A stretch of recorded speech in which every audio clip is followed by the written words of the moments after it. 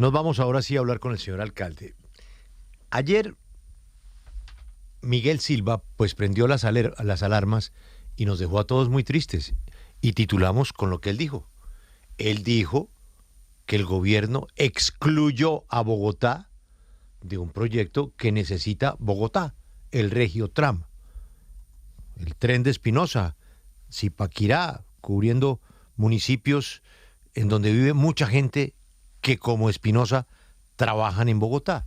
Es una ilusión de una solución al transporte muy interesante. Pues el secretario dijo, no, Bogotá no quedó. Llamamos a la ministra, ¿por qué no quedó Bogotá? ¿Quién dijo que no quedó Bogotá? Pues claro que quedó Bogotá. Y ahí ella soltó una denuncia muy grave. Y es que la alcaldía de Bogotá se durmió y dio unas fechas. Pasaron tantos tiempos, tantas. Y aquí hay que decirlo, la alcaldía se durmió. Pero eso no quiere decir que esté excluido Bogotá. El alcalde pidió reunión con la ministra, pues para discutir este tema. Camino a la reunión, el alcalde nos explicó por escrito por qué la interpretación es diferente. Y ahí viene el tema de la ley de garantías. Pero la cosa no terminó ahí. El presidente de la República desmintió al distrito por el tema de Regiotram y volvió con el argumento de la ministra. Nos quedamos esperando hasta el último momento y no aparecieron. Señaló que esperaron hasta el último día para que la alcaldía hiciera el convenio, pero nunca aparecieron porque el gobierno pedía que entrara por la séptima. Esperamos hasta el último minuto del último día para que Bogotá hiciera el convenio y no aparecieron. La cosa no terminó ahí, porque el otro socio importante es el gobernador de Cundinamarca, que no es precisamente el mejor amigo del presidente Petro, ¿no? Tiene sus diferencias, sus distancias, pero le dio la razón al presidente Petro. Esto dijo. Que siento que gran parte de esas observaciones se derivan del desconocimiento que el distrito hoy tiene del proyecto. El distrito no conoce el proyecto, porque en 8 meses ningún secretario de despacho se presentó a las mesas de diálogo con la gobernación de Cundinamarca, con el Ministerio de Transporte y con Findeter y con los consultores externos. Señor alcalde mayor de la ciudad de Bogotá, Carlos Galán, bienvenido a 6 AM de Caracol. Muy buenos días, Julio, a todo el equipo de Caracol La W y a los oyentes que nos acompañan esta mañana. Alcalde, usted ha tenido diferencias públicas con el gobierno nacional, ha expresado sus razones, ha tenido razones, pero hay veces que es bueno evitar este desgaste. Después de escuchar a la ministra, al presidente y al gobernador, ¿no será más fácil que usted reconozca que efectivamente les faltó gestión con ese tema? A ver, Julio, esa es una versión de la historia. Yo le voy a contar la versión de Bogotá de la historia. Primero, yo creo que Bogotá necesita el Regiotram, hay que hacer el Regiotram y hay que hacerlo bien hecho. Y eso es lo que mi administración desde el principio ha manifestado en todos los espacios donde hemos tenido la posibilidad de dialogar con gobernación y con ministerios sobre este proyecto. Hoy, como está planteado el proyecto, por lo menos como lo conoce el distrito, y ahí el gobernador dice que no lo conocemos, sería bueno entonces que nos cuente a nosotros y a la opinión pública cómo es el proyecto, porque pues también no sé si ustedes lo conocen en detalle, pero lo que nosotros conocemos del proyecto hoy tiene unos problemas que creemos deben ser abordados y resueltos por el bien de la inserción de este proyecto en Bogotá. Les menciono 3 principales que le he planteado y ayer le planteé a la ministra y al gobernador. El primero es, este es un proyecto que tiene 49 kilómetros de longitud, 24 son dentro de Bogotá, 11 estaciones tiene dentro de Bogotá. En ese tramo dentro de Bogotá, 24 kilómetros, hay 6 tramos elevados. Son elevados a 7 metros de altura más o menos en promedio, con 2 columnas, y eso, digamos, incluye algunas intersecciones. Esos tramos elevados a 7 metros con 2 columnas, como una especie de puente vehicular largo en varios tramos, requiere de unas medidas de mitigación del impacto que tiene esa estructura elevada dentro de la ciudad. así como ellos nos han pedido y tienen razón y hemos trabajado y seguimos trabajando en lo que es el impacto urbanístico del metro elevado de Bogotá, creemos que en este caso es también importante, inclusive es aún más importante en términos de que el metro elevado que usted vio, Julio, en la Caracas hace unas semanas, está a 14 metros de altura, no a 7, está al doble de altura y tiene una sola columna. En este caso son 2 columnas y tiene menos altura. Eso es importante tenerlo en cuenta y que la opinión pública lo conozca. Ahí creemos que hay que trabajar para mitigar el impacto que tiene esto. Segundo, dado que esto es un tren regional que de los restantes kilómetros en Bogotá tiene más o menos 17, calculo yo, que son a nivel, que van al mismo nivel, digamos, de los vehículos al nivel. Eso, un tren que va a una velocidad de 50 kilómetros por hora o alrededor de eso dentro de la ciudad a nivel requiere una segregación, digámoslo así, unas rejas a cada lado para proteger el tren, pero sobre todo para proteger a los ciudadanos alrededor del tren. Ahí no puede entrar nadie. Entonces, eso requiere de intersecciones adecuadas, que estén todas completas. Lo que nosotros conocemos del proyecto, por ejemplo, es que de la 200 hacia el norte, donde se está construyendo Lagos de Torca y donde están ya llegando a vivir muchas familias, no hay intersecciones contempladas. Es decir, el tren pasa con esos pasos a nivel que ustedes conocen hoy del tren, por ejemplo, en varios puntos de Bogotá, donde se bajan las talabitas esas para que pase el tren y luego vuelve y se sube y siguen los carros. Así está pensado después de la 200. Eso nos parece que no es adecuado y tiene que garantizarse que se hagan bien esas intersecciones. Otras intersecciones que no están Alcalde, bien planteadas. Pero Sí. mire, aquí en este inventario de problemas, de observaciones, de quejas suyas... Julio, desde el año pasado presentamos todo esto y no hemos tenido respuesta. Entonces, No, sí, pero es que esa no es la pregunta. La pregunta es, ¿usted por qué, según la ministra y el gobernador, ni sus funcionarios fueron a ninguna reunión? No, claro que fuimos. Yo le voy a mandar el listado de todas las reuniones. Subsecretarios, equipos técnicos, todos fueron a reuniones. Es más, tal es así que en el aval técnico que le va a mandar Julio, que expidió el Ministerio de Transporte, el mismo ministerio dice, aquí esto es condicionado a que se resuelva de manera concertada lo que ha planteado el distrito. Ahí lo dice la ministra. Lo dice, lo que ha planteado el distrito, ¿dónde? Pues en las reuniones técnicas, en los documentos que presentamos, en su aval técnico al proyecto el año pasado, el mismo ministerio recoge que el distrito ha puesto condicionamientos en las reuniones. Pero una cosa que dijo la ministra, y que es equivocado, yo la invito a, digamos, a que busquemos un diálogo que sea acertado y que sea, digamos así, con la verdad. La ministra dijo, ustedes en julio han de ir al Consejo a pedir las vigencias futuras y se quedaron quietos.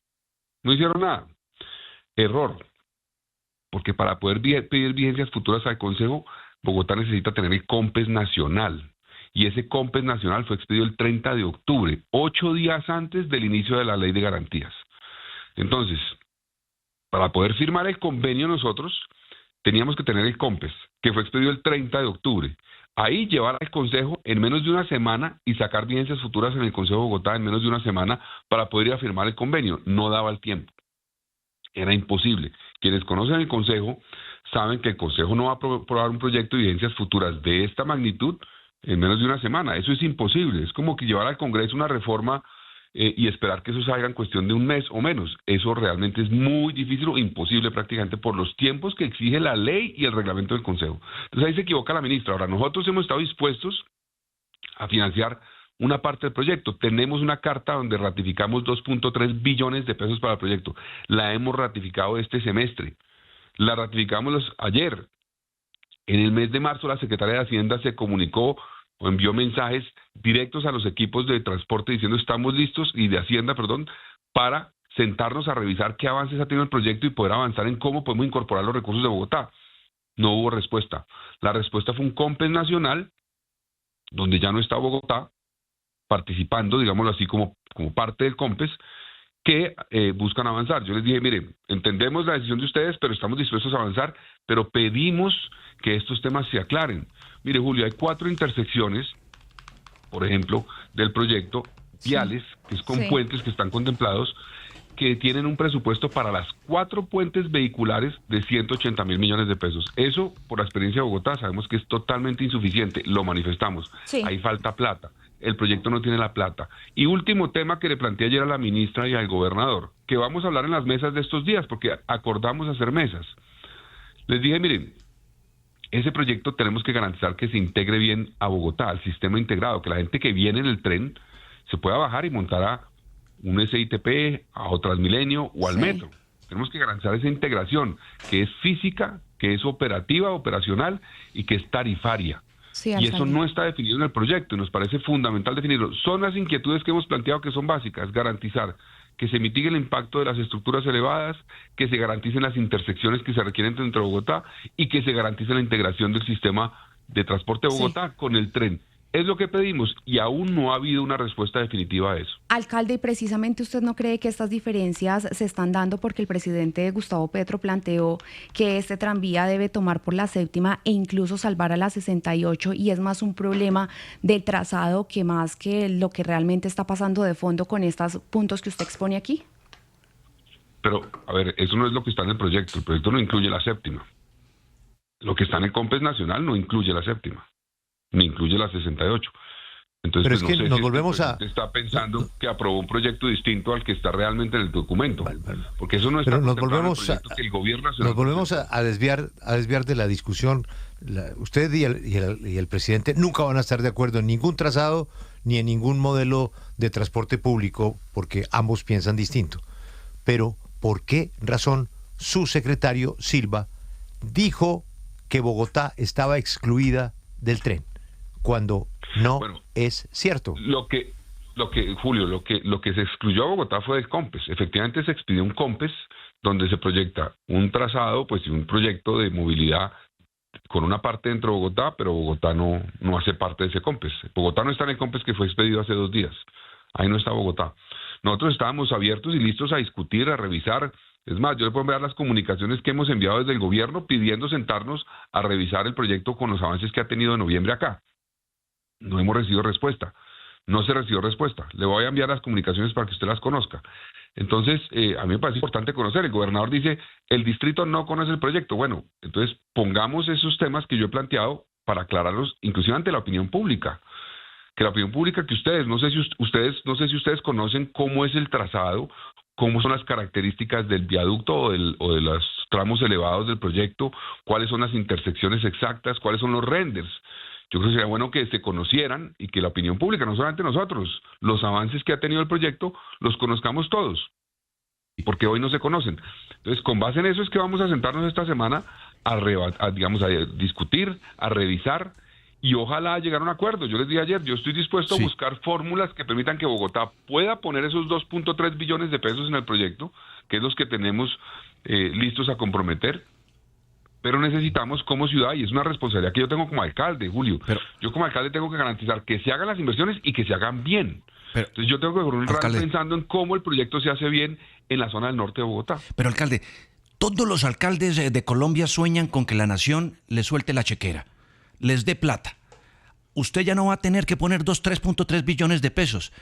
¿Por qué más bien deja que la nación ponga la plata, va a poner el 90% de lo que cuesta ese Regiotran e invierta esos 2.3 billones en una troncal y soluciona el problema? Juan Diego, pero venga una pregunta. Es que como el aval, le voy a mandar el aval técnico que presentó el mismo Ministerio de Transporte, donde ellos dicen, el distrito ha manifestado que faltan recursos en el CAPEX, que no es suficiente la plata que está contemplada. Eso es lo que hemos dicho. Para las intersecciones que hay que hacer, se necesitan más recursos de los que están contemplados en el proyecto. Eso fue lo que hemos expresado varias veces. Entonces, no es simplemente que yo diga, listo, inviertan eso, pongan ustedes la plata, porque ya está evidenciado por parte de los equipos del distrito que ahí faltan recursos para poder garantizar que ese proyecto se hace bien y que se hacen las intersecciones. Yo le pregunto a Juan Diego, ¿qué pasa si se hace el tren? Listo, Bogotá no incide y no propone y no participa y no se hacen las intersecciones adecuadas. Entonces, por ejemplo, de la 200 al norte no hay ninguna intersección. No hay ninguna intersección garantizada. O los puentes no se hacen para peatones, para ciclistas, los que están contemplados, por ejemplo, para pasar de un lado a otro del tren. Como les digo, esto es un tren que requiere rejas a cada lado, que está cerrado. ¿Qué pasa si eso no se hace?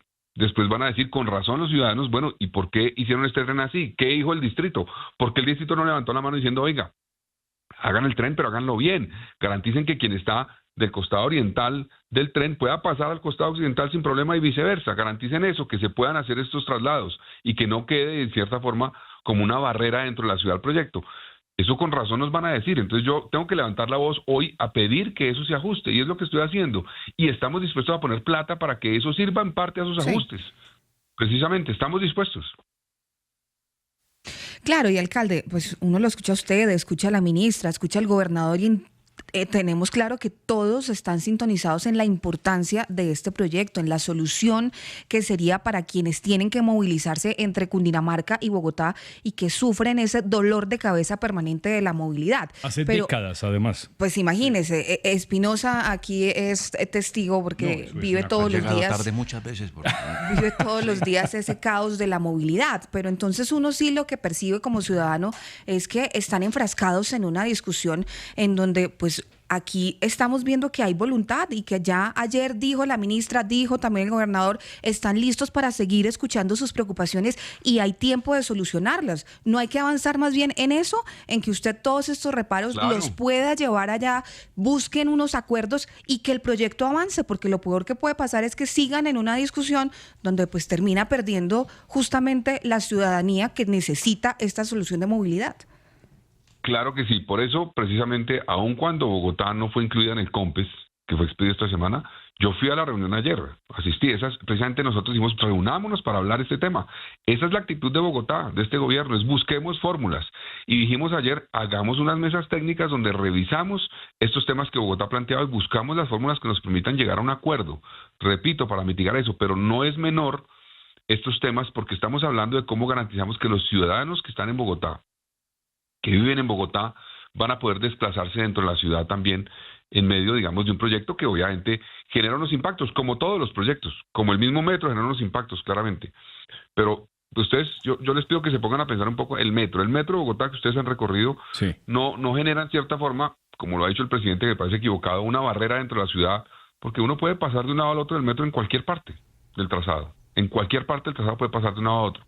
Cuando hay un tren a nivel no elevado, esos 16 kilómetros no se puede pasar de un lado a otro del tren, porque eso tiene unas rejas.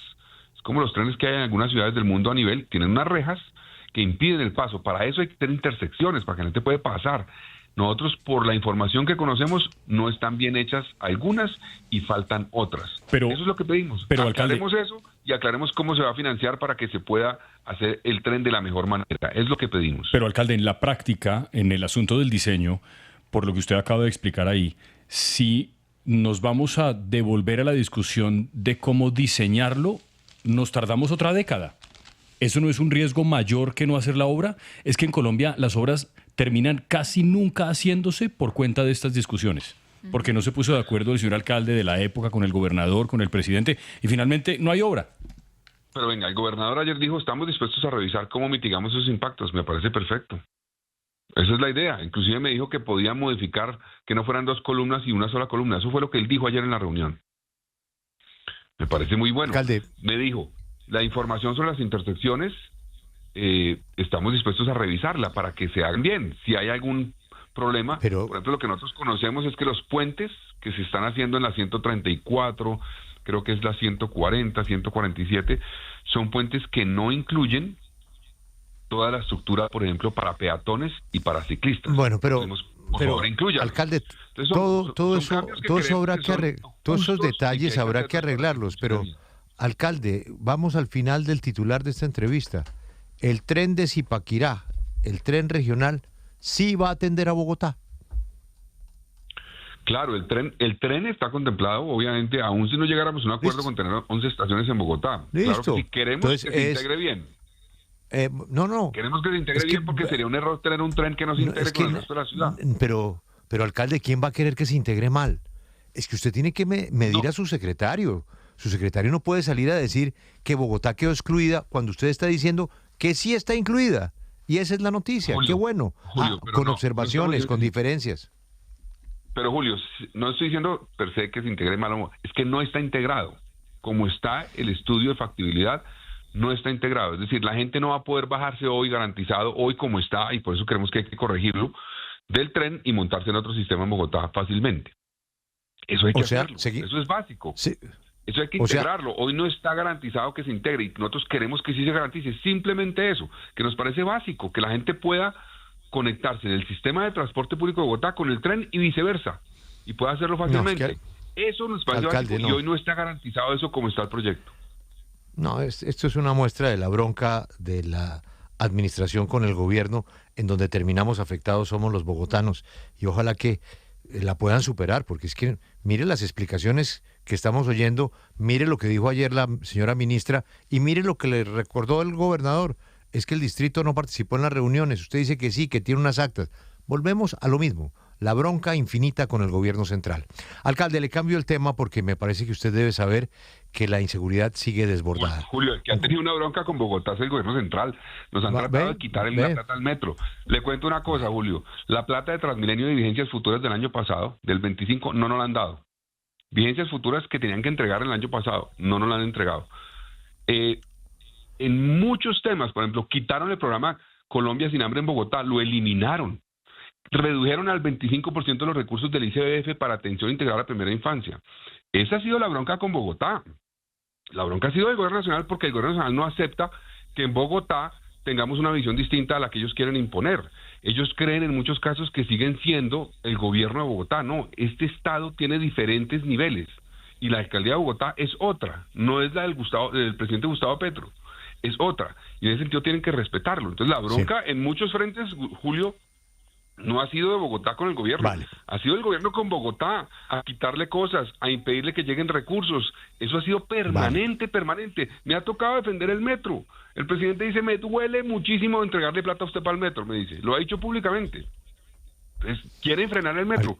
Quisieron frenar el metro, hicieron todo para frenar el metro, inclusive trataron de bloquear la plata, no pudieron. Entonces la bronca no ha sido de Bogotá con la nación, ha sido de la nación con Bogotá y nos ha tocado plantarnos para defender los intereses de Bogotá y no lo dejaremos de hacer, pase lo que pase.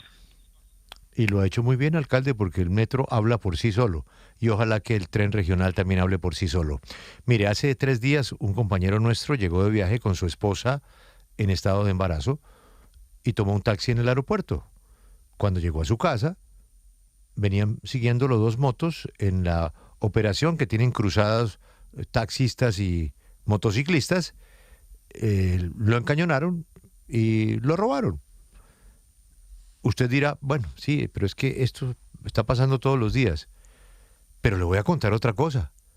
Lo de Mondoñedo, alcalde. 15 personas, 6 horas secuestradas hasta que desocuparon las cuentas de las personas, les robaron hasta lo último que llevaban con ellos. Alcalde, ¿hasta cuándo vamos a seguir con esta inseguridad? Julio, pues lo que usted acaba de decir refleja el reto que tenemos, que no es solo de Bogotá, porque Mondoñedo queda fuera de Bogotá. Y eso fue en Cundinamarca, precisamente. Y es un reto que tenemos en todo el país, el reto de la seguridad. El reto de la seguridad es un tema que tenemos en todas las ciudades de Colombia. Nosotros hemos venido trabajando, sin lugar a dudas nos falta mucho por hacer. Las cifras que nos reporta la Fiscalía y la Policía apuntan en algunos frentes reducción, eso es importante. Hoy tenemos una reducción de 9% en homicidios en Bogotá este año, es insuficiente. Va por buen camino, pero es totalmente insuficiente, tenemos que reducir mucho más. Yo he pedido más pie de fuerza, hoy Bogotá tiene el menor pie de fuerza de una ciudad capital en Colombia. Hoy Bogotá tiene el menor pie de fuerza de una ciudad capital en Colombia en este momento, por 100.000 habitantes, que es como se mide eso. Eso no es una decisión de Bogotá, cuánto pie de fuerza se pone en la ciudad, es Policía Nacional, y eso es el gobierno nacional, es quien define. Yo le cuento una historia, y es que hace 12 años, cuando el alcalde era el hoy presidente Gustavo Petro, Bogotá tenía 20.000 policías para 7 millones de habitantes. Hoy tenemos 16.000 policías para 8 millones de habitantes, o sea, menos policías y más habitantes. Entonces es un reto. Ahí juega un rol también la discusión que yo he planteado en términos de el sistema penal y el sistema, digamos, judicial, de cómo logramos que los que son capturados, por ejemplo, el año pasado fueron capturadas 33.000 personas en Bogotá, más del 90% de ellas quedaron libres. Ha habido casos, como usted menciona, por ejemplo, el caso de Diana Ospina, que ustedes reportaron. Ella fue secuestrada saliendo de Teatrón y quien estaba manejando el taxi que la secuestró tenía detención domiciliaria en ese momento. ¿De quién depende vigilar a alguien con detención domiciliaria? Pues al IMPEC, obviamente no al gobierno distrital, no a la policía. los que asesinaron al profesor Ney Cubides del externado en enero, por ejemplo, uno había sido detenido por paseo millonario y había salido libre por vencimiento de términos un mes antes de cometer el asesinato del profesor. Hemos tenido casos, por ejemplo, de los llamados fleteos y fleteros, donde la policía ha capturado en Bogotá y en Cundinamarca una misma banda o miembros de la misma banda y salen libres a pesar de tener porte ilegal de armas. Entonces son muchas cosas. Yo estoy de acuerdo, Julio, con que tenemos que hacer más desde el distrito. Hemos fortalecido el número de cámaras, hemos conectado las cámaras privadas, por ejemplo, las cámaras de movilidad al sistema del C4 y eso nos está ayudando. Hemos incorporado tecnología como BriefCam, que hace analítica de datos y de imágenes para poder tomar decisiones más efectivas. Hemos recuperado capacidades que se habían perdido. Le hemos entregado más de 850 motocicletas nuevas a la policía. Nos falta mucho y tenemos que hacer más, trabajar más con la comunidad, pero también hay otras discusiones que para poder, en cierta forma, cambiar de fondo la problemática de seguridad hay que dar capacidades de la policía y un sistema judicial que sancione efectivamente a quien es violento y quien comete ese tipo de delitos, y no, digamos, una situación de bicicleta estática donde se captura y sale, se captura y sale, se captura y sale, porque no hay un incentivo, digamos, el incentivo para el delincuente es seguir delinquiendo. No hay un desincentivo a la delincuencia siente que no le va a pasar nada y por eso siguen actuando. Prácticamente todos los capturados por delitos graves en Bogotá tienen o antecedentes o anotaciones judiciales. O fueron capturados una vez, de pronto no fueron condenados, o fueron condenados en el pasado. Entonces ahí nos damos cuenta que el sistema no está funcionando para romper esas cadenas criminales y por eso tenemos que ser más efectivos todos. Aquí no le estoy echando la culpa a uno en particular. Por eso me senté ayer con un grupo de expresidentes de la Corte Constitucional, magistrados de la Corte Suprema, con el presidente de la Sala Penal de la Corte, precisamente por un trabajo que estamos haciendo con expertos de ver cómo revisamos todo el sistema, desde la prevención, cómo revisamos el sistema desde la investigación, desde el sistema carcelario. Las cárceles en Colombia, Julio, son en muchos casos sitios donde llegan a aprender delincuencia las personas.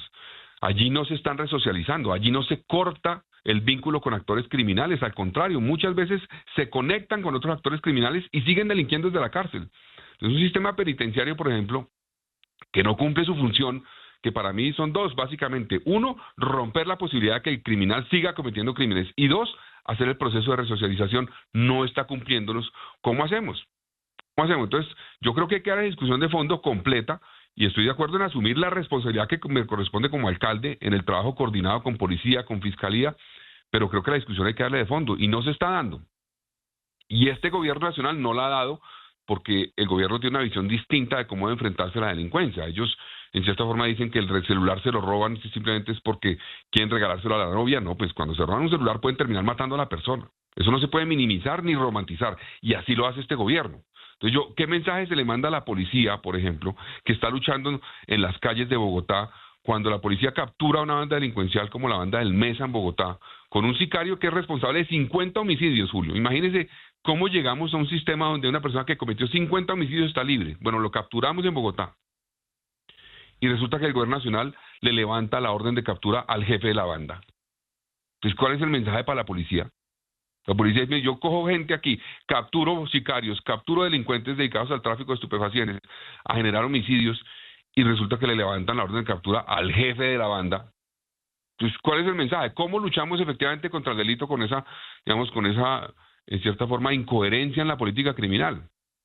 Porque yo creo que hay que dar esa discusión. Y yo estoy dispuesto a asumir, repito, mis responsabilidades, pero no podemos dejar que otros actores cumplan su responsabilidad también y participen en la discusión a ver cómo podemos cambiar la dinámica para que eso que le pasó a esa persona hace unos días, pues no ocurra. Y cuando ocurre, haya una investigación que lleve a que lo haga, termine preso y pague por eso. Pero hoy no está pasando eso. Y en muchos frentes no depende de la alcaldía. La alcaldía no administra justicia, por ejemplo. Sí. Entonces, yo estoy dispuesto a la discusión. Estoy de acuerdo con la frustración que tiene mucha gente con el tema de la seguridad en Bogotá y en el país hoy, que repito, no es solamente en Bogotá. Eso que ocurrió en Mondoñedo, pues no es dentro de Bogotá, es afuera de Bogotá, y por eso tenemos que trabajar con la gobernación, con la policía a nivel departamental, con la fiscalía también, para ver cómo la región metropolitana toma medidas por fuera de los límites de Bogotá también para que enfrentemos juntos la delincuencia, porque muchas veces esas fronteras obviamente son irrelevantes. Un delincuente puede pasar de Bogotá a Cundinamarca y no le importa, lo que le importa es cometer su crimen. Y no está pensando en la visión política. Entonces ahí no tenemos que ponernos a pensar, eso es tuyo, eso no es mío, sino trabajemos juntos para enfrentarlo. Alcalde, gracias por su tiempo, ha sido usted muy amable y ojalá que mejoren las cosas en materia de seguridad, independientemente de quién tenga la culpa, así como que podamos beneficiarnos del tren regional. Ha sido usted muy amable, le deseo un feliz jueves. Muchas gracias, Julio.